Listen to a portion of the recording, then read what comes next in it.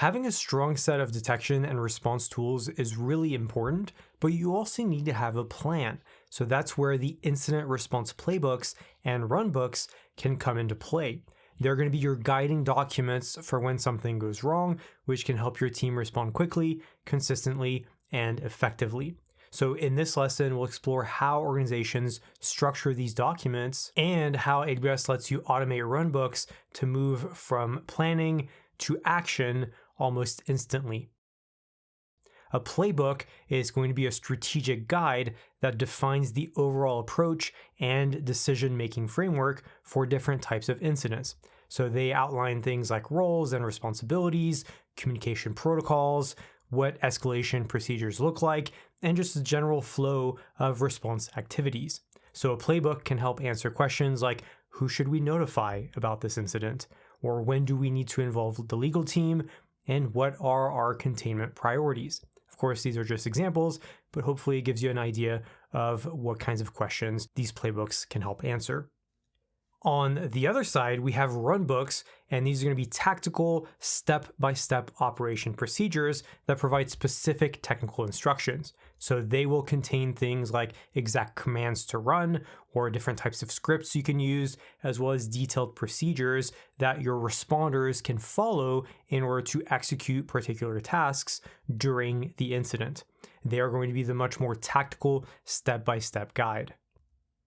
But rather than relying solely on manual playbooks and runbooks, AWS enables you to create executable runbooks that automatically chain services together, transforming the traditional incident response documentation into your automated workflows. So as an example, we could look at malware detection response. You can imagine the following scenario. Let's say that GuardDuty detects malware on one of your EC2 instances.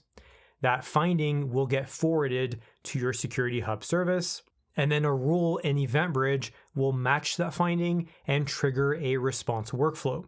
That response will be orchestrated using step functions, which will include using SNS to notify the incident response team that something is going on.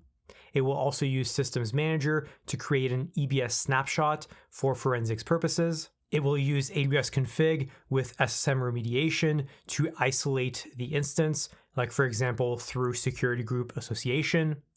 And it will use AWS Lambda to collect additional forensic data or to log artifacts and then tag the instance as quarantined. So this replaces what would traditionally be a 30+ step manual runbook process with a consistent and repeatable workflow that will execute in minutes instead of hours and with very minimal human intervention.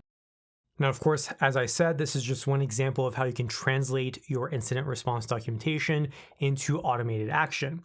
Playbooks provide the high-level guidance, like who to contact, how to escalate, and what outcomes you want from it, while your runbooks will define the precise steps that are needed to get you there.